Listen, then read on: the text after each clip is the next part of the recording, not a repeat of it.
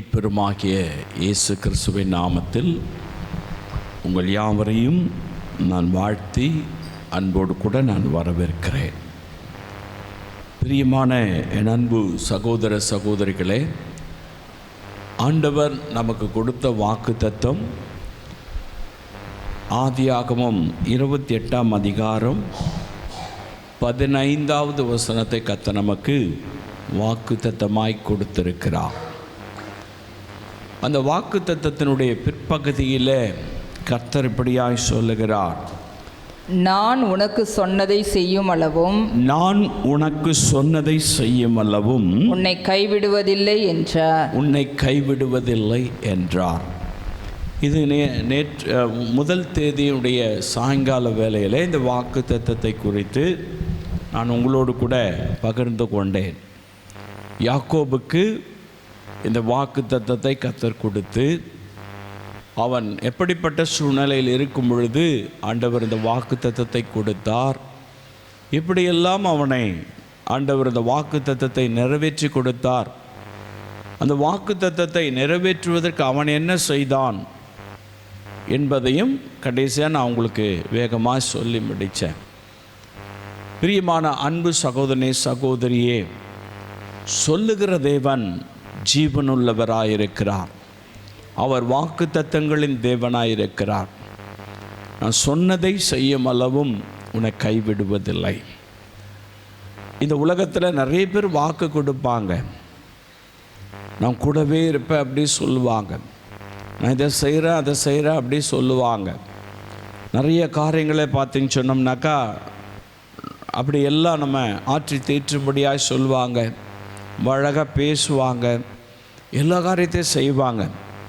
ஆனால் ஒரு காலகட்டம் வரும்பொழுது ஒரு ஆபத்தோ ஒரு பிரச்சனையோ ஒரு கஷ்டமோ ஏதோ ஒரு காரியம் வரும்பொழுது பார்த்தீங்கன்னாக்கா சொன்னவங்க கைவிட்டுட்டு இருப்பாங்க, சொன்னவங்க தூரம் போயிட்டு இருப்பாங்க, சொன்னவங்க ஒரு வேளை சொன்ன காரியத்தை நான் எப்போ சொன்னேன்னு திருப்பி கேட்டிருப்பாங்க.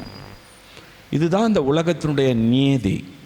இந்த உலகத்தில் நடக்கிற சம்பவம். நம்பினா நான் கடைசியில் ஏமாற்றிட்டாங்க, உங்களை நம்பி இந்த காரியத்தை செய்தேன், நான் இப்படி நடு ரோட்டில் வந்து நின்றுட்டேன். நிறைய பேருடைய வாழ்க்கையில் நாம் அதை கேட்டு இருக்கிறோம். ஆனால் கர்த்தாதி கர்த்தர், ராஜாதி ராஜன், ஆண்டவராகிய இயேசு கிறிஸ்து அவர் சொன்னது தான். அவர் சொல்கிறார், நான் உன்னை கைவிடுவதில்லைன்னு சொல்லி. நான் சொன்னதை செய்யும் அளவும் நான் என்னென்னா உனக்கு வாக்குத்தத்தம் கொடுத்தேனோ, என்னென்ன காரியத்தை இந்த வேதாகமத்தில் சொன்னேனோ அதையெல்லாம் செய்யும் அளவும் உன்னை கைவிடுவதில்லை. உன்னை ரட்சிப்பேன்னு சொன்னேன், உன்னை ரட்சித்தேன். உனக்காக யாவற்றையும் செய்து முடிப்பேன்னு சொன்னேன், உனக்கு ரட்சிப்பை கட்டளையிட்டேன். உன்னை சத்தியத்துக்குள்ளே கொண்டு வந்தேன், உன்னை ஒரு சபையில் நாட்டினேன், உன்னை ஆவிக்குரிய பிரகாரமாய் வளர வைத்தேன், உலக பிரகாரமான ஆசீர்வாதங்களால் திருப்தி அடைய செய்தேன், எல்லா தேவைகளையும் சந்தித்தேன். நான் மீண்டும் வருவேன்னு சொன்னேன், வரப்போகிறார். உங்களை கூட்டிகிட்டு போகிறேன்னு சொன்னார், அதை செய்ய போகிறார். உங்களை என்னோடு கூட வைத்து கொள்வேன்னு சொன்னார், அதையும் செய்ய போகிறார். அதுவரை அவர் நம்மை விட்டு விலகுவதே இல்லை. ஹல்லேலூயா. அவர் சொன்னதை செய்யும் அளவு உன்னை கைவிடுவதில்லை. எனக்கு பிரியமானவர்களே, இந்த ப்ராமிஸை இந்த உலகத்தில் எந்த ஒரு நபரும் தர முடியாது. உங்கள் பெற்றெடுத்த தாய் தகப்பன் தர முடியாது, உங்கள் கணவனோ மனைவியோ பிள்ளைகளோ உங்களுக்கு தர முடியாது. வானத்தையும் பூமியும் உண்டாக்கின கர்த்தர் தான் அதை நமக்கு செய்து முடிக்கிறவராயிருக்கிறார். ஹல்லேலூயா. அதுதான் ரொம்ப கரெக்டாக அழகாக தெளிவாக சொல்கிறார். இந்த பைபிளில் நான் உனக்கு என்ன சொன்னனோ அதை செய்து முடிக்கும் அளவும் உன்னை கைவிடுவதில்லை. ஹல்லேலூயா. அவர் கைவிடாத தேவன். யாக்கோபுடைய வாழ்க்கையில் கைவிடாதபடி அவர் நடத்தி வந்தார். எத்தனையோ கஷ்டங்கள்லாம் அவனுக்கு வந்துச்சு இல்லையா? அவன் பாருங்கள், நிறையா தனிமையில் அவன் இருந்தான். அப்போ தான் அவனை கூப்பிட்டு ஆண்டவர் சொல்கிறார், நான் கூட இருக்கிறையா, நான் உன்னை கைவிட மாட்டேன் அப்படி சொல்லி. அவங்க அப்பா அம்மாலாம் விட்டுட்டு தூர தேசத்துக்கு போகிறான். அவனுடைய இனத்தாரெல்லாம் விட்டுட்டு அவன் தூர தேசத்துக்கு போகிறான். ஒரு தனிமை உணர்வு அவனுக்கு இருந்துச்சு. இல்லை, யாருமே இல்லை அவங்க கூட. பேசுறதுக்கு கூட ஆள் இல்லை. அப்படி தான் அவன் ஓடுறான், ஆறானுக்கு இல்லை பெத்தேலுக்கு ஓடுறான். அவன் பயந்துட்டு ஓடுறான் தன் சகோதரனுக்கு. அவங்க அம்மா கூப்பிட்டு சொல்லிட்டாங்க, உன்னை கொலை பண்ண போகிறான்யா, நீ இங்கே இருக்காத, இதுக்கு மேலே ஓடிடு அப்படி சொல்கிறாங்க. அவங்க மாமாட்ட போயிடு அப்படி சொல்கிறாங்க. அதெல்லாம் கேட்டு அவன் பயந்து போய் தப்பிச்சா போதும்னு சொல்லிட்டு அவங்க மாமா இருக்கிற இடத்த நோக்கி ஓடுறான். இப்போ அவங்க ஒரு பெரிய கூட்டத்தோடையா போனா, யார் அவங்க கூட வந்தா? ஒருத்தரும் கிடையாது, தனியாக போனான். தன்னந்தனியாக காட்டுக்குள்ளே மலைக்குள்ளே ஏறி இறங்கி அந்தனா ஃப்ளைட்டில் போயிருப்பான், இல்லை பஸ்ஸில் போயிருப்பான்னா, எதில் போயிருக்கிறதுக்கு வாய்ப்பு கிடையாது, நடந்து தான் போயிருப்பான். அப்படி நடந்து போகும் பொழுதெல்லாம் எவ்வளோ கஷ்டம் வந்திருக்கும். ஏன் தான் அந்த ஆசீர்வாதத்துக்கு நான் அலைஞ்சனோ தெரியல. எதுக்கு தான் அப்பாட்ட அம்மா சொன்னதை கேட்டு நான் போய் இப்படியெல்லாம் பண்ணணும், அண்ணா நான் ஏமாத்தணும்னு தெரியல.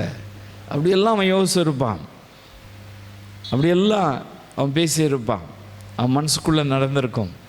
அப்போ பாருங்க, அவனை தான் கூப்பிட்றார் கர்த்தர். கூப்பிட்டு, நான் உன் கூட இருக்கிறேன், நான் உன்னை காப்பாற்றுவேன், நீ போகலாம் கூட இருப்பேன், நான் உன்னை ஆசீர்வதிக்கிறேன் அப்படி சொல்லி ப்ராமிஸ் பண்ணார். அதை நிறைவேற்றி கொடுத்தார்ல. ஹல்லேலூயா. எனக்கு அன்பானவர்களே, வாக்கு தத்தங்களின் தேவன் பெரிய சொத்து உள்ளவனாக தான் ஆசீர்வதிப்பேன்னு சொல்லலை. பெரிய அப்படியே அவன் ரொம்ப பரிசுத்தமானாக இருக்கிறவனை தான் ஆசீர்வதி. இவன் திருடன், இவன் எத்தன், இவன் ஏமாற்றிட்டு போகிறான், உயிருக்கு பயந்து ஓடுறான், இவனை தான் கூப்பிட்டு சொல்கிறார் நான் கூட இருக்கிறேன் அப்படின்றார். ஹல்லேலூயா.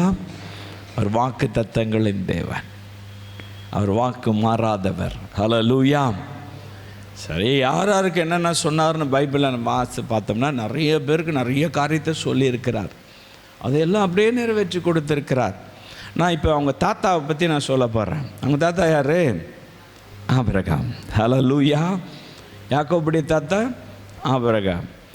இவர் தேராகு என்று சொல்லுகிறவருடைய மகன்.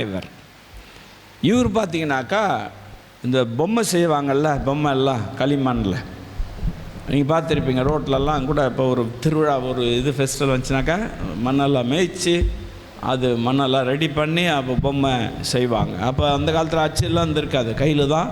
பெரிய ஆர்டிஸ்டாக இருந்திருப்பார் இவர், ஸ்கல்ப்சரிஸ்டாக இருப்பார், பெரிய ஆர்டிஸ்ட். பாருங்கள், அவன் தாத்தா பொம்மை செஞ்சு வியாபாரம் செய்கிற வேலை அவருடைய வேலை. அப்படி அவர் பொம்மை செஞ்சுட்டு இருக்கும்போது கர்த்தர் அழைக்கிறார். தேராகு செத்து போயிட்டார். தேராகு செத்து போயிட்ட உடனே ஆதியாகமம் 12ஆம் அதிகாரத்தில் 1, 2, 3 வசனங்களை வாசிக்கும் பொழுது கர்த்தர் கூப்பிட்றார் அவனை. இவனுக்கும் கர்த்தருக்கும் சம்மந்தமே கிடையாது. இவன் ஒரு தொழில் அதிபர், இவன் ஒரு தொழில் செய்கிறவன். இவன் ஆண்டவர் ஒன்றும் நேசிக்கல, ஒன்றும் பண்ணல. ஆனால் பாருங்கள், கர்த்தர் கூப்பிட்டு அவனுக்கு ஒரு ப்ராமிஸ் பண்ணுறார். என்ன பண்ணுறார் வாசிக்கலாம். கர்த்தர் ஆபிராமை நோக்கி, கர்த்தர் ஆபிரகாமை நோக்கி, நீ உன் தேசத்தையும் உன் இனத்தையும் உன் தகப்பனுடைய வீட்டையும் விட்டு புறப்பட்டு நான் உனக்கு காண்பிக்கும் தேசத்துக்கு போ. நான் உன்னை பெரிய ஜாதியாக்கி உன்னை ஆசீர்வதித்து உன் பேரை பெருமைப்படுத்துவேன். நீ ஆசீர்வாதமாய் இருப்பாய். ஹல்லேலூயா. பாருங்க, ஒரு பொம்மை தொழில் செய்கிறவனை கூப்பிட்டு கர்த்தர் ஒரு ப்ராமிஸ் பண்ணுறார். நீ ஆசீர்வாதமாய் இருப்பாய், உன் பேரை பெருமைப்படுத்துவேன், உன்னை பெரிய ஜாதி ஆக்குவேன் அப்படி சொல்லி ஆண்டவர் அவனுக்கு ப்ராமிஸ் பண்ணுறார். இப்போ இந்த ப்ராமிஸை அவன் நம்பி பாருங்க, அந்த வாக்குத்தத்தத்தை அவன் நம்பி அந்த தேசத்தை விட்டு புறப்பட்டு வர்றான். ஹல்லேலூயா.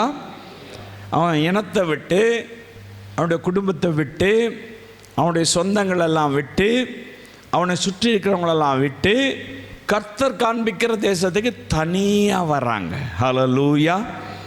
தனியாக வரவனை தான் கர்த்தர் சொல்கிறார், நான் உன் பேரை பெருமைப்படுத்துவேன், உன் சந்ததியை நான் பெருமையாக வச்சிருப்பேன், உன்னை நான் ஆசீர்வாதமாக வைப்பேன், நீ ஆசீர்வாதமாக இருப்ப அப்படின்னு சொல்லிட்டு வேதம் ரொம்ப தெளிவாக சொல்லுது பாருங்க. ஏசாயா தீர்க்கதரிசன புஸ்தகத்தில் நீங்கள் 51ஆம் அதிகாரம் 2வது வசனத்தில் வாசித்து பார்க்கலாம். 51ஆம் அதிகாரம் 2வது வசனம் இப்படியாய் சொல்லுகிறது பாருங்க, வாசிக்கலாம். உங்கள் தகப்பனாகிய ஆபிரகாமையும் உங்களை பெற்ற சாராளையும் நோக்கி பாருங்கள். உங்கள் பெற்ற சாராளையும் நோக்கி பாருங்கள். அவன் ஒருவனாய் இருக்கையில் நான் அவனை அழைத்து. பாருங்க, இப்ப அவன் தனியா இருக்கிறான். அவன் ஒருவனா, யாக்கோபுக்கு எப்படி சொல்றாரு, அதே மாதிரி தான். அவன் ஒருவனாய் இருக்கையில் நான் அவனை அழைத்து அவனை ஆசீர்வதித்து அவனை பெருக பண்ணினேன். இப்ப சொன்ன வாக்குத்தத்தத்தை நிறைவேற்றிட்டாரா? ஹல்லேலூயா. இப்ப அப்பா இறந்துட்டாரு, தேராக இறந்துட்டாரு.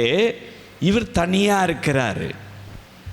தனியா இருக்கிறவனை கூப்பிட்டு கர்த்தர், ஒருவனா இருக்கிறவனை கூப்பிட்டு ஆண்டவர் சொல்றார், உன்னை பெருமைப்படுத்துவேன், உன் சந்ததியை வர்த்திக்க பண்ணுவேன், பெருக பண்ணுவேன், உன்னை ஆசீர்வாதமாக வைப்பேன், நீ ஆசீர்வாதமாக இருப்பா அப்படி சொல்லி ஆண்டவர் ப்ராமிஸ் பண்ணுறார். அந்த ப்ராமிஸை நம்பி வந்தவனை கர்த்தர் கைவிட்டாரா? அவர் சொன்னதை செய்யும் அளவும் கைவிடுவதில்லை. ஹல்லேலூயா. ஆபிரகாமுக்கு சொன்னதையும் செய்தது. அவர் சொன்னதை நிறைவேற்றி கொடுத்தார். யாக்கோபுக்கும் அவர் சொன்னதை நிறைவேற்றி கொடுத்தார்.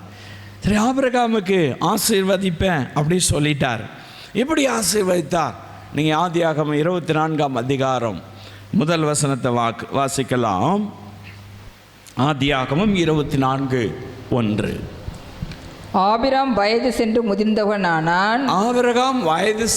முதிர்ந்தவனானான். கர்த்தர் ஆபிரகாமை சகல காரியங்களிலும் ஆசீர்வதித்து வந்தார். ஹல்லேலூயா. சகல காரியங்களிலும் ஆசீர்வதிச்சார். சகலனாக்கா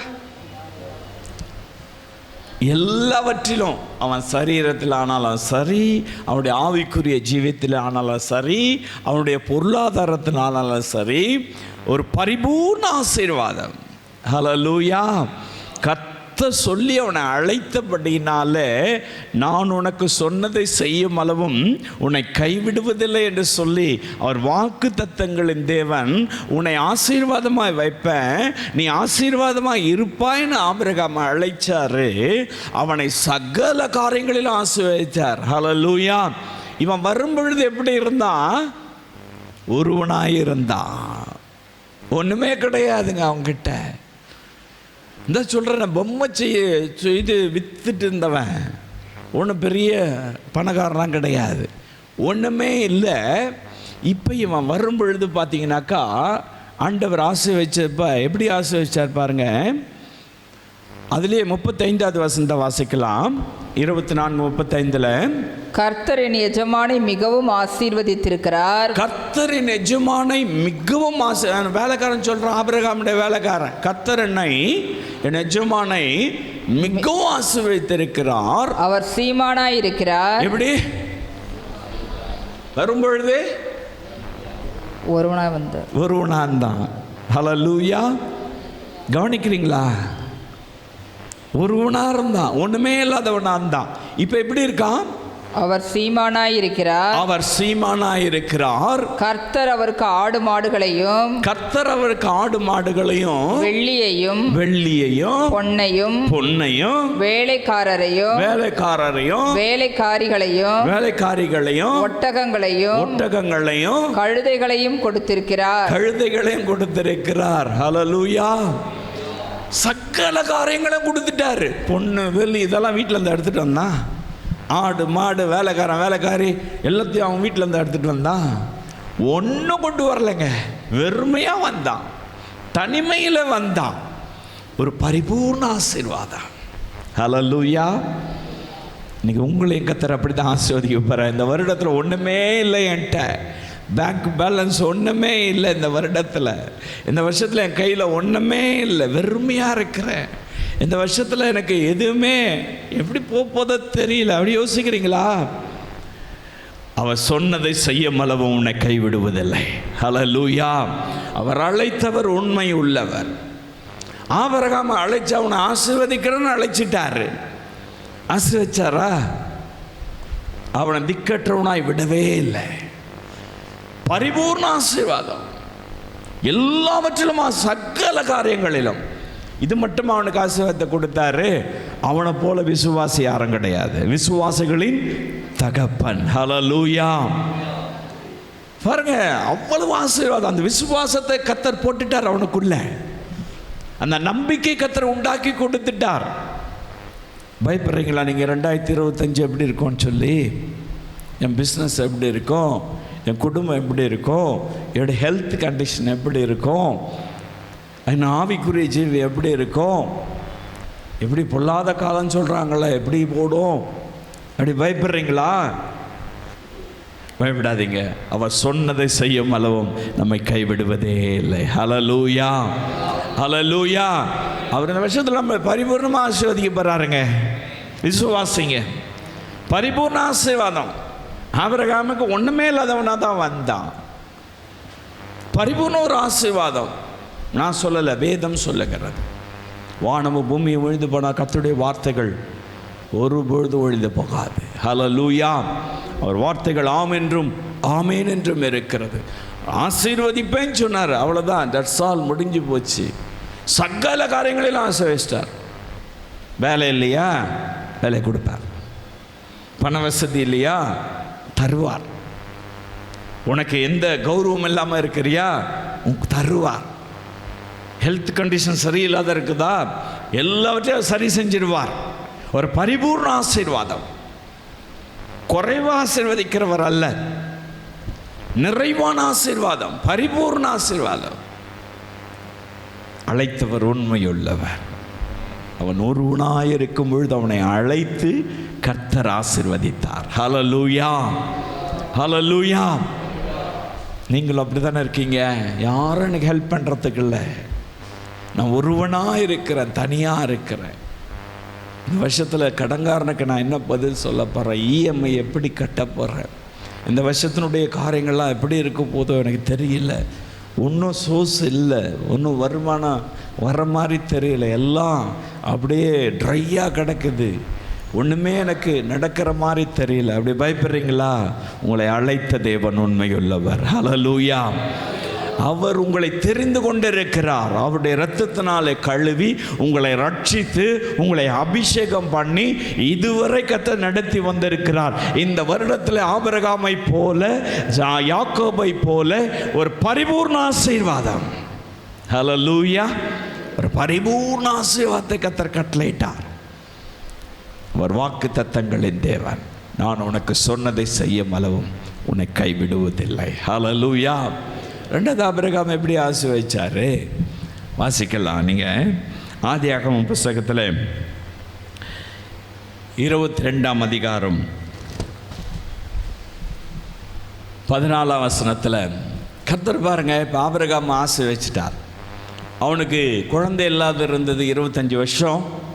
ஆண்டவர் குழந்தைய கொடுத்துட்டார், ஈசாக்கை கொடுத்துட்டார்.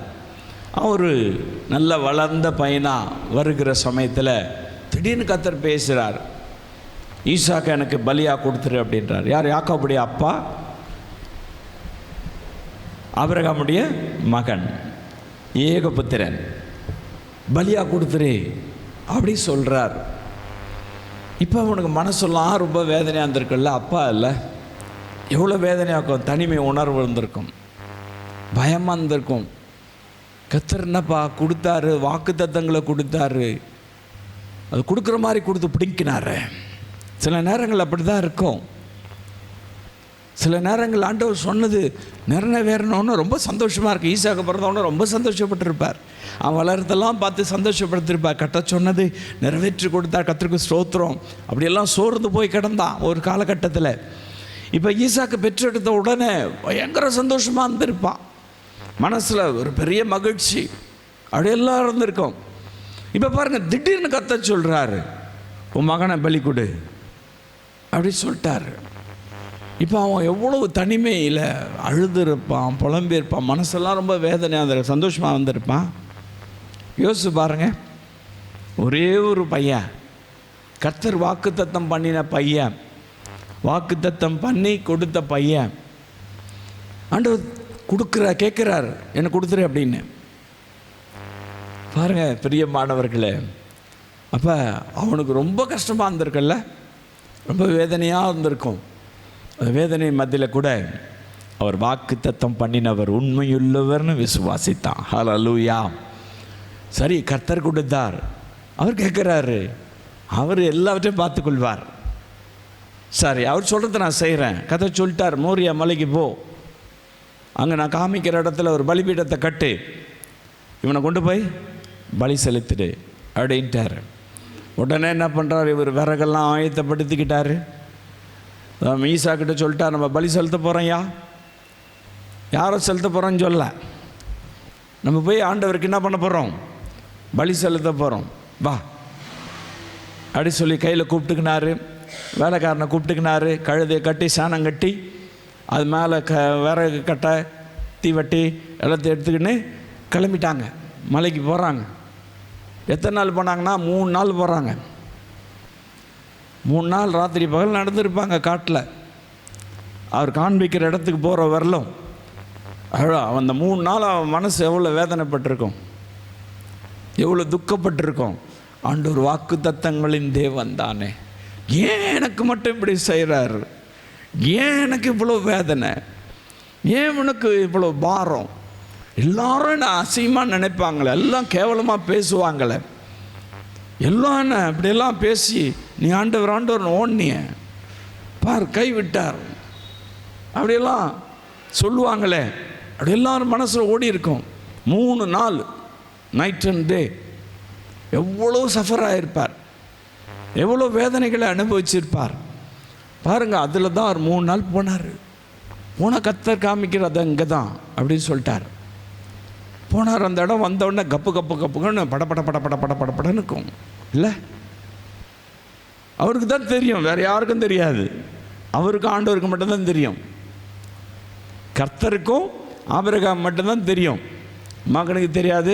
வேலைக்காரன்ட்டு சொல்லிட்டு பண்ணார், இங்கேயே நாங்கள் திரும்பி வந்துடுவோம், வெயிட் அப்படி சொல்லிவிட்டு இவனை மட்டும் கூட்டிகிட்டு விறகு எடுத்துக்கிட்டு தீவட்டி எடுத்துக்கின்னு கத்தி எடுத்துன்னு கிளம்பிட்டார். அங்கே போய் பலிப்பீடு 2 பேர் சேர்ந்து கட்டுறாங்க, மகனும் பிள்ளையும், அப்பாவும் பிள்ளையும் சேர்ந்து, ஆபிரகாமும் ஈசாக்கும் சேர்ந்து பலிப்பீடம் கட்டுறாங்க. அப்போ மெதுவாக கேட்குறான் ஈசாக்கு, அப்பா விறகு இருக்குது, தீவட்டி இருக்குது, ஆடு எங்கப்பா?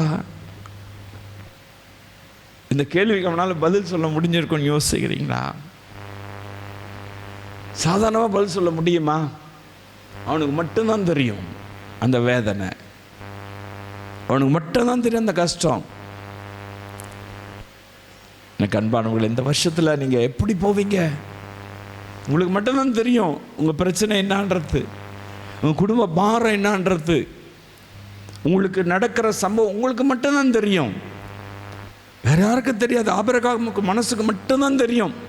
சாராகிட்ட கூட சொல்லலை, யார்கிட்டையும் சொல்லலை. அவன் கேட்குறான், அந்த கேள்விக்கு அவனால் பதில் சொல்ல முடிஞ்சா? ஒரே ஒரு வார்த்தை சொல்கிறான். என்ன சொல்கிறான்? வாசிக்கலாம். ஆபிரகாம் அந்த இடத்துக்கு வந்து யெகோவா யிரே என்று பெயரிட்டான். 7, 8 வசனங்களை வாசிக்கலாம். அதிலே அப்பொழுது ஈசாக்கு தன் தகப்பனாகிய ஆபிரகாமை நோக்கி என் தகப்பனே என்றான். அதற்கு அவன் என் மகனே இதோ இருக்கிறேன் என்றான். அப்பொழுது அவன் இதோ நெருப்பும் கட்டையும் இருக்குது, தகன பலிக்கு ஆட்டுக்குட்டி எங்கே என்றான். ஆட்டுக்குட்டி எங்கே என்றான். அதற்கு ஆபிரகாம் என் மகனே தேவன் தமக்கு தகன பலிக்கான, தேவன் நல்ல அழகா சொல்றான் பாருங்க, தேவன் தமக்கு தகன பலிக்கான ஆட்டுக்குட்டியை பார்த்து கொள்வார் என்றான். ஹல்லேலூயா, ஹல்லேலூயா. மகனுக்கு பதில் சொல்றாரு, நீ ஆடு கேட்குறியா? ஆட்டுக்குட்டியை கர்த்தர் பார்த்துக்குவார்ப்பா அப்படின்னு சொல்லிவிட்டு விறகு அடிக்கிட்டு மேலே ஏறி படுத்துக்கோன்ட்டார். படுக்க வச்சிட்டாருங்க. பலிபீடத்தில் படுக்க வச்சிட்டார். படுத்துக்கணும் அவனே ஏறி. அப்பா சொல்கிறாரு, படுத்துக்கிட்டான். படுத்துக்கிட்ட உடனே ஆண்டவர் சொன்னதை நான் நிறைவேற்றினோம். அவர் வாக்கு தத்தங்களின் தேவன். அவர் சொன்னது தான். அவர் கேட்குறாரு, நான் பலியிடணும். அது என் ஏக புத்திரனாக இருந்தாலும் சரி, அது யாராக இருந்தாலும் சரி, அதை பற்றி எனக்கு கவலை கிடையாது. கர்த்தர் தம்முடைய வாக்கு தத்தங்களை அவர் நிறைவேற்றி கொடுக்க வல்லவர். அவர் சொன்னதை செய்வார் அப்படின்னு நம்பிக்கை, விசுவாசம் அவனுக்கு இருந்தது. கர்த்தர் எனக்கு என்ன வாக்கு தத்தம் பண்ணார்? பூமியின் தூளை போல உன்னை பெருக பண்ணு, வானத்து நட்சத்திரங்களைப் போல உன்னை பெருக பண்ணுவேன் அப்படிலாம் வாக்கு தத்தம் பண்ணியிருக்கிறார். இப்போ பாருங்க, இருக்கிறது ஒன்னே ஒன்று, கண்ணே கண்ணன். அதையும் ஆண்டவர் என்ன பண்ணுறாரு? புடுங்கத்துக்கு பார்க்குறாரு. அதையும் பலி செலுத்த பார்க்குறார், வழி கொடுக்க கேட்குறார். அதை நெக்லெக்ட் பண்ணவே இல்லை. வேண்டாம், ஆண்டவர்கிட்ட கோச்சிக்கல. ஆண்டவர் அதுக்கு பதில் நான் வேறு பார்த்துக்கிறேன், வேறு ஒன்று கொடுக்குறேன் ஆண்டவர். அப்படிலாம் காம்ப்ரமைஸ் ஆகலை. அப்படியெல்லாம் ஆண்டவரை டீல் போடல. நம்மளாம் தான் போடுவோம் அந்த மாதிரி தான். ஏன்னா ஒரு பொருத்தனை பண்ணிவிட்டு என்ன பண்ணுறது, ஆண்டவரை என்னால் கொடுக்க முடியல, அதான் அப்புறமா கொடுக்குறேன் ஆண்டவரை, இல்லை அதுக்கு பதில் இது தரேன், இப்படியெல்லாம் நம்ம டீல் போட்டுக்குவோம். ஆனால் அவன் அதெல்லாம் பண்ணலை, அதில் காம்ப்ரமைஸ் ஆகவே இல்லை. அவன் ரெடி ஆகிட்டான். இப்போ ஈசாக்கு பலிபீடத்தில் இருக்கிறான். கேட்டவன், அப்பா ஆட்டுக்குட்டியை கர்த்தர் பார்த்துக்குவான்னு சொன்னீங்களே, ஆடு இல்லையே, இப்போ என்ன படுக்க வச்சிட்டிங்களே, திரும்பி எதுவும் கேட்கலாமா? அப்படியே படுத்துக்கணும். ஹல்லேலூயா. இப்போ பாருங்க, இவன் கையை நீட்டுறான், ஓங்கி வெட்டும்பொழுது கர்த்தர் சொல்கிறாரு, நிறுத்து அப்படின்ட்டார். ஹல்லேலூயா. நிறுத்து அப்படின்னாரு. வாக்கு தத்தங்களின் தேவன். ஹல்லேலூயா. ஒரு வாக்கு மாறாதவன். நான் உனக்கு சொன்னதை செய்யும் அளவும் உன்னை கைவிடுவதில்லை. நான் உன்கிட்ட எடுக்க மாட்டேயா, நான் எல்லாத்தையும் பார்த்துக்குவேன், எல்லாத்தையும் பார்த்துக்கொள்வேன். காரணம் ஏறு எடுத்துப்பார் கண்ணு அப்படின்னாக்கா அங்கே ஒரு ஆடு சிக்கிட்டு இருக்கு, புதரில் முள்ளில் சிக்கிட்டு கிடக்குது. ஓடி போனார், அதை கொண்டு வந்தார், பலியிட்டார். அவருக்கு பேர் வைக்கிறார். என்ன பேர் வைக்கிறார் பாருங்க, வாசிக்கலாம். ஆபிரகாம் அந்த இடத்துக்கு யெகோவா ஈரே என்று பெயரிட்டான். யெகோவா ஈரே என்று பெயரிட்டான். அதனாலே கர்த்தருடைய பர்வதத்திலே பார்த்து கொள்ளப்படும் என்று, கர்த்தருடைய பர்வதத்திலே பார்த்து கொள்ளப்படும் என்று இந்நாள் வரைக்கும் சொல்லப்பட்டு வருகிறது. இந்நாள் வரை சொல்லப்பட்டு வருகிறது. ஹல்லேலூயா. கர்த்தர் எல்லாவற்றையும் பார்த்து கொள்வார். ஹல்லேலூயா. அந்த ஆசீர்வாதத்தை கர்த்தர் அவனுக்கு கொடுத்தார். எல்லாவற்றையும் பார்த்து கொள்வார். இதை விட வேற என்ன எக்ஸாம்பிள் வேணும்? இந்த 2025ஆம் ஆண்டு உங்களுடைய எல்லாவற்றையும் கர்த்தர் பார்த்து கொள்வார். விசுவாசிக்கிறீங்களா? விசுவாசிக்கிறீங்களா? ஹல்லேலூயா. எல்லாவற்றையும் பார்த்து கொள்வாருங்க. இந்த 25ஆம் ஆண்டை குறித்து நீங்கள் பயப்படாதீங்க. வாக்கு தத்தங்களின் தேவன். நான் உனக்கு சொன்னதை செய்யும் அளவும் உன்னை கைவிடுவதிலே சொன்னவர். ஆபிரகாமுக்கு சொன்னதை கர்த்தர் செஞ்சார். உன் சந்ததியை பெருக பண்ணுவேன்னு சொன்னார். ஒரு பொழுதும் அதிலிருந்து விலகவே இல்லை. அவர் எல்லாவற்றையும் பார்த்து கொண்டார். அவனை சோதித்து பார்த்தார், அவ்வளவுதான். ஜஸ்ட் டெஸ்ட் பண்ணி பார்த்தார், எப்படி இருக்கான். எனக்கு அன்பான அன்பு சகோதரனே, சகோதரியே, இந்த 2025ஆம் ஆண்டு எல்லாவற்றையும் கர்த்தர் பார்த்து கொள்வார். எல்லாவற்றையும் அவர் பார்த்து கொள்வார். நம்புங்க, விசுவாசிங்க. அவர் சொன்னதை செய்யும் அளவும் உன்னை கைவிடுவதில்லை. ஆபிரகாமுக்கு எல்லாத்தையும் பார்த்துக்கிட்டாரா? இப்போ சந்தோஷமால திரும்பி வந்திருப்பான். எவ்வளோ துக்கத்தோடு போனாலும் அவ்வளோ சந்தோஷமாக வேக வேகமாக அந்த மோரியா மலையிலேருந்து வீட்டுக்கு வந்திருப்பான். ஹல்லேலூயா. என் தேவன் இந்த 2025ஆம் ஆண்டு முழுவதும் நீங்கள் எதை குறித்து கவலைப்பட வேணாம். ஒன்றுமே இல்லை கையில், ஆட்டையும் காணும், எதுவும் இல்லை. அங்கே எதையும் கொண்டு போகலான்னா பலி செலுத்தி ஆகணும், கர்த்தருக்கு பலி கொடுத்தே ஆகணும்.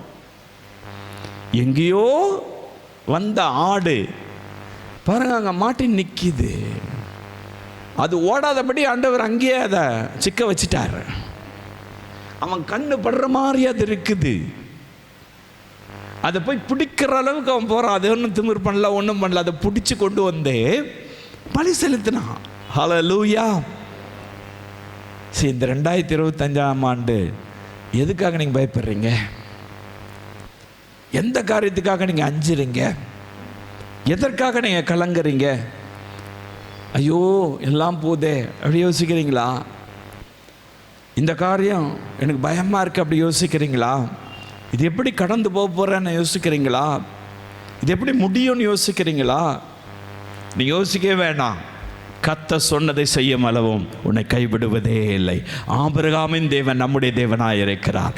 யாக்கோபின் தேவன் நம்முடைய தேவனாய் இருக்கிறார். அவர் எல்லாவற்றையும் பார்த்து கொள்வார். பொருளாதார நிலைமையானாலும் சரி, ஆவிக்குரிய காரியங்களானாலும் சரி, ஊழியமானாலும் சரி, வேலையானாலும் சரி, பிஸ்னஸ் ஆனாலும் சரி, அது எந்த காரியமானாலும் சரி, கர்த்தர் எல்லாவற்றையும் பார்த்து கொள்வார். நம்புறீங்களா? விசுவாசிக்கிறீங்களா? எங்க முகத்தில் காணாம விசுவாசிக்கணும். ஹல்லேலூயா. நம்பப்படுகிறோம் உறுதியும் காணப்படாதுங்க நிச்சயம். ஹல்லேலூயா. ஆனால் அந்த ஆபிரகாமுக்கு ஒரு நம்பிக்கை இருந்துச்சு. தான் வேலைக்காரன்ட்ட சொல்கிறான், நாங்கள் திரும்பி வருவோம், நாங்கள் திரும்பி வருவோம்னு சொல்கிறான். நாங்கள் திரும்பி வருவோம். போகும்போது இவன் 2 பேராக போகிறாங்க. ஒருத்தரை பலி கொடுத்துட்டாக்கா நான் திரும்பி வருவேன்னு சொல்லியிருக்கலாம். ஆனால் அவன் என்ன சொல்கிறான்? நாங்கள். ஆமாம், அதுதான் விசுவாசம். கர்த்தர் எல்லாம் பார்த்து கொள்வார். அவனை வெட்டினா கூட அவன் உயிரோட கூட ஆண்டவர் எழுப்பிடுவார். ஹல்லேலூயா. அதுதான் அவனுடைய விசுவாசம். அதனால தான் ஓங்குறான் கைய, எல்லாத்துக்கும் ஆயத்தமாயிட்டான். புரியுதா உங்களுக்கு? இந்த 2025ஆம் ஆண்டு நீங்க கலக்கவே தேவையில்லை. அவர் எல்லாவற்றையும் பார்த்துக் கொள்வார். எல்லாவற்றையும் பார்த்துக் கொள்வார். அந்த ஆசீர்வாதத்தை ஆபிரகாமுக்கு தந்தார். அவனை ஆசீர்வதிப்பேன்னு சொன்னவர், பெருமைப்படுத்துவேன்னு சொன்னவர் விடவே இல்லை. ஹல்லேலூயா. உங்களை விடவே மாட்டார். ஏதோ ஒரு கவலை இருக்குல்ல, பிள்ளையை குறித்து கவலை, பேர பிள்ளையை குறித்து கவலை, குடும்பத்தை குறித்து கவலை, அதை குறித்து இதை குறித்து உறவுகளை குறித்து கவலைப்பட்டு இருக்கீங்களே, பயப்படாதீங்க. இந்த வருஷத்தில் கர்த்தர் வாக்குத்தத்தங்களையும் செய்த தேவன், உனக்கு சொன்னதை செய்யும் அளவும் உன்னை கைவிடாத தேவன். அவர் நம்மை ஆசீர்வதிப்பேன்னு சொல்லிட்டார். ஹல்லேலூயா. கட்டாயம் அவர் நம்மை ஆசீர்வதிப்பார். எல்லாவற்றையும் பார்த்து கொள்வார். ஆபிரகாம் எதையும் ஆண்டவர்கிட்ட கேட்கல. ஆண்டவரே இந்த மகனுக்கு பதில் ஒரு ஆடு கொடுங்க கேட்டானா? ஒன்றையும் கேட்கல.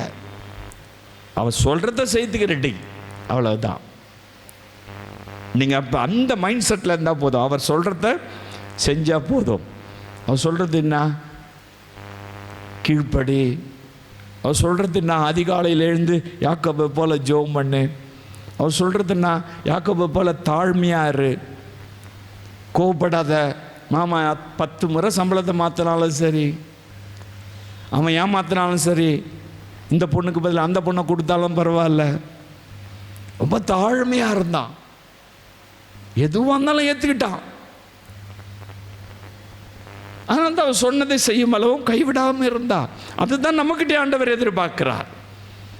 ஹல்லேலூயா. இப்போ பாருங்க, அந்த ஆசீர்வாதத்தை ஆபிரகாமுக்கு கர்த்தர் கொடுத்தார். இன்னும் ஒன்று சொல்லி நான் முடிச்சிடறேன் வேகமாக. வாசிக்கலாம். ஆதியாகமம் 15ஆம் அதிகாரம் 5ஆம் வசனத்தை வாசிக்கலாம். அவர் அவனை வெளியே அழைத்து நீ வானத்தை அண்ணாந்து பார், நட்சத்திரங்களை எண்ண உன்னாலே கூடுமானால் அவைகளை எண்ணு என்று சொல்லி பின்பு அவனை நோக்கி உன் சந்ததி இவ்வண்ணமாய் இருக்கும் என்றார்.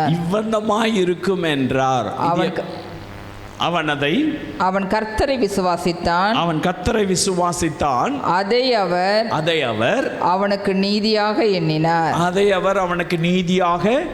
எண்ணினார்.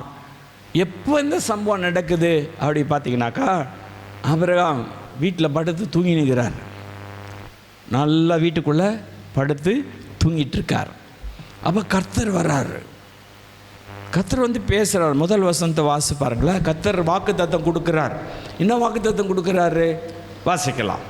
அவர் ஆபிரகாமே நீ பயப்படாதே, நான் உனக்கு கேடகமும் உனக்கு மகா பெரிய பலனுமாய் இருக்கிறேன் என்றார். உனக்கு மகா பெரிய பலனுமாய் இருக்கிறேன்னு சொல்றாரு. ஆபிரகாம் ஆண்டவரை பார்த்து கேட்கிறான், கர்த்தராகிய ஆண்டவரே, அடியேனுக்கு என்ன தருவீர்? நான் பிள்ளை இல்லாமல் இருக்கிறேனே.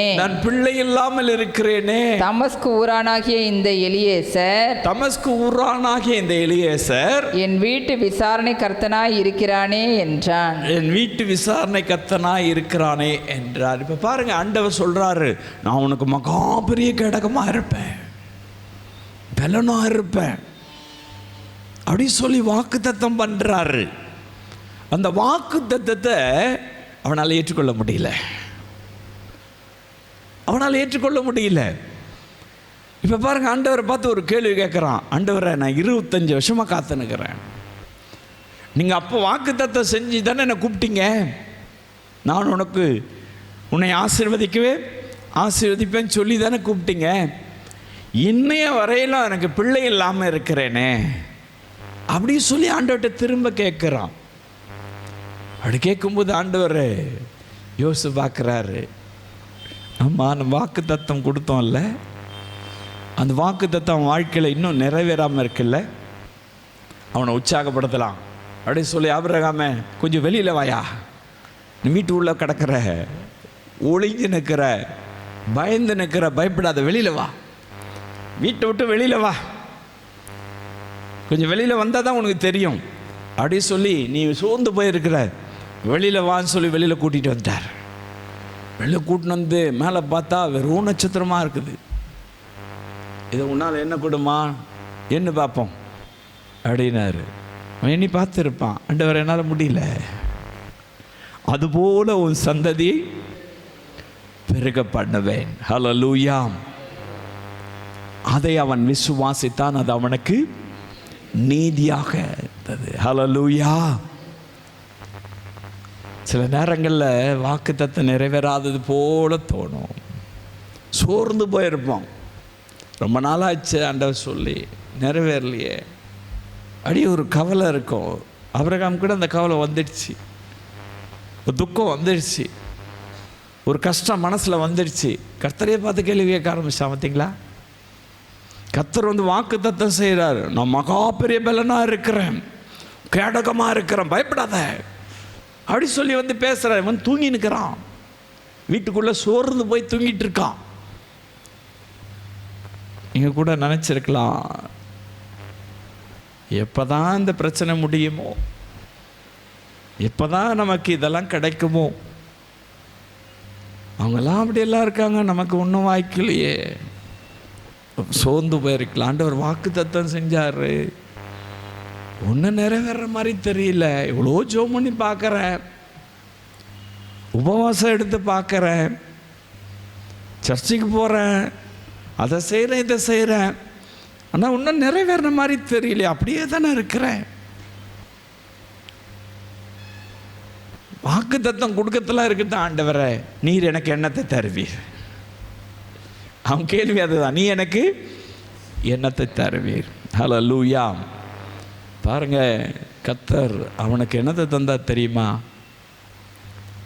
நீங்கள் உட்காந்துக்கிறீங்களே, நீங்களும் ஆபிரகாமின் சந்ததி தான். ஹல்லேலூயா. அந்த ஆபிரகாமின் சந்ததியெல்லாம் தாவீது பிறந்தார். அந்த ஆபிரகாமின் சந்ததியில் தான் இயேசு கிறிஸ்துவும் பிறந்தார். அந்த இயேசு கிறிஸ்துவின் ரத்தத்தினால கழுவப்பட்ட எல்லாரும் ஆபிரகாமினுடைய சந்ததியே. ஹல்லேலூயா. எவ்வளவு பெரிய நினையாத ஆசீர்வாதம் பார்த்தீங்களா? நினையாத ஆசீர்வாதம். இடம் கொள்ளாது பக்கம் மட்டும் ஆசீர்வதிக்கிற தேவன். அவர் பொய் சொல்ல மனிதன் அல்ல.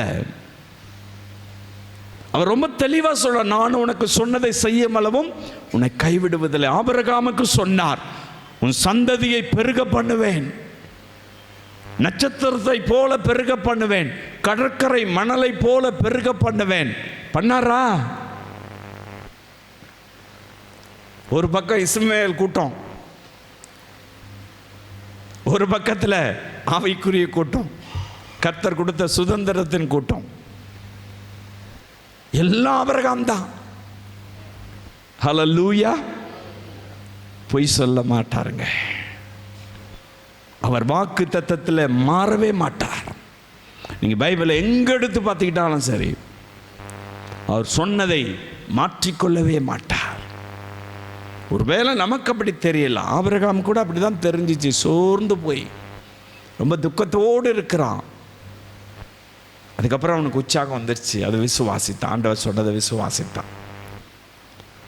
பாருங்க, அதே மாதிரி அவ்வளவு பெரிய கூட்டம், திரளான கூட்டத்தை சந்ததி சந்ததியாக கர்த்தர் கொடுத்துட்டார். நினையாத ஆசீர்வாதம், எதிர்பார்க்காத ஆசீர்வாதம், அவன் வேண்டிக் கொள்ளாத ஆசீர்வாதம் ஆபிரகாம் தந்தாரா? உங்களுக்கு தருவார். இந்த வருஷத்தில் நீங்க நினையாத ஆசீர்வாதத்தை பெற்றுக்கொள்ள போறீங்க.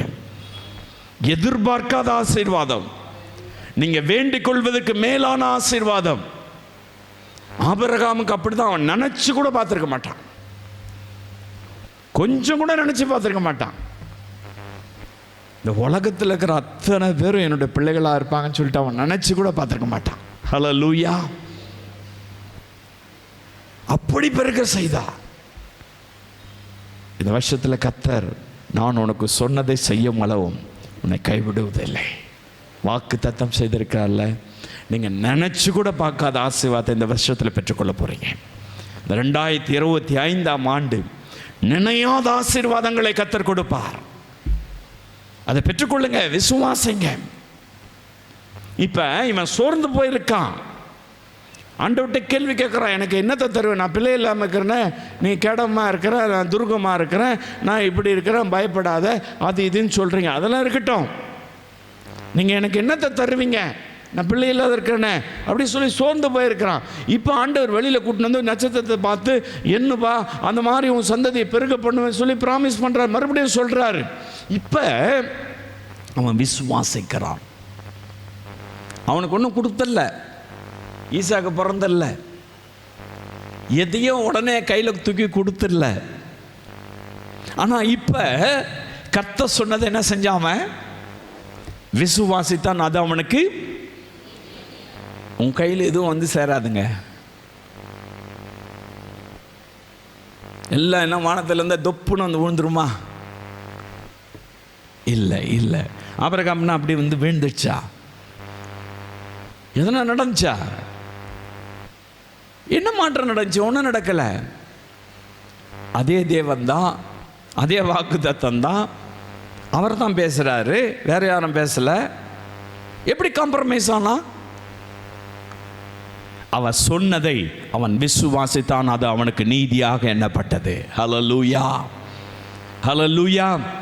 நீங்கள் இந்த வாக்கு தத்தத்தை விசுவாசிப்பீங்கன்னு சொன்னாக்கா அது உங்களுக்கு நீதியாக எண்ணப்படும். ஹல்லேலூயா. நான் உனக்கு சொன்னதை செய்யும் அளவும் உன்னை கைவிடுவதில்லை. ஹல்லேலூயா. ஆபிரகாம் எப்படி ஆசீர்வதிச்சாரு?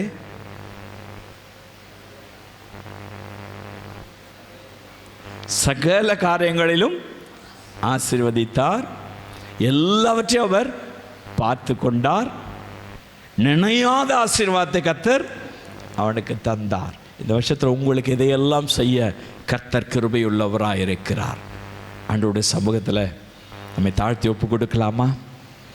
ஆண்டவரே, ஆபிரகாம் பொறுமையாக காத்திருந்தான், நானும் காத்திருக்கேன், ஒப்பு கொடுக்குறேன்.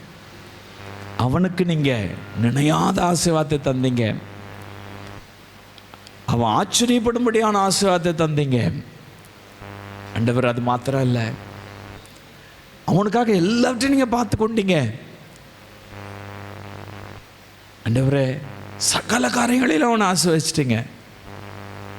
ஆவிக்குரிய காரியம், பொருளாதார நிலைமை, மாம்சீக காரியம் எல்லாவற்றையும் அவனை ஆசீர்வாதமாக வச்சுருந்தீங்க. 170 வருஷம் அவன் இந்த உலகத்தில் உயிரோட கூட இருந்தான். ஒரு நோய் நொடி கிடையாது, ஒரு பலவீனம் கிடையாது, நல்ல ஆரோக்கியமாக இருந்தான், ஆசீர்வாதமாக இருந்தான். எல்லாருக்கும் முன்னாடி விசுவாசிகளின் தகப்பன்னு பேர் உண்டாயிடுச்சு. எல்லாம் கர்த்தர் தான் அவனுக்கு கொடுத்தார், எல்லாத்தையும் அவர் பார்த்து கொண்டார். உங்களுக்கு செய்வார், எனக்கு தாங்க ஆண்டவர். ஆபிரகாமை ஆசீர்வதித்தவர். இந்த 2025ஆம் ஆண்டு என்னை ஆசீர்வதின்னு சொல்லி நீங்கள் கேளுங்க ஏசப்பாட்ட. மகா பரிசுத்தமுள்ள அன்பு தகப்பனே, இந்த ஆண்டவரே கர்த்தாவே, சோசியல் மீடியாவின் மூலமாய் பார்க்கிற இந்த அன்பு சகோதர சகோதரியை தொடுவீராக.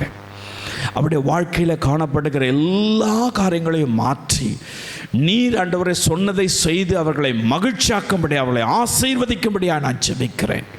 சகல காரியங்களில் ஆசீர்வதிங்க. அவங்களுடைய தேவைகள் எல்லாவற்றையும் நீங்கள் பார்த்து கொள்ளுங்க. இயேசுவே, நினையாத ஆசீர்வாதத்தை தந்தவர்களை கனப்படுத்துங்க. இயேசுவின் நாமத்தில் நல்ல பிதாவே.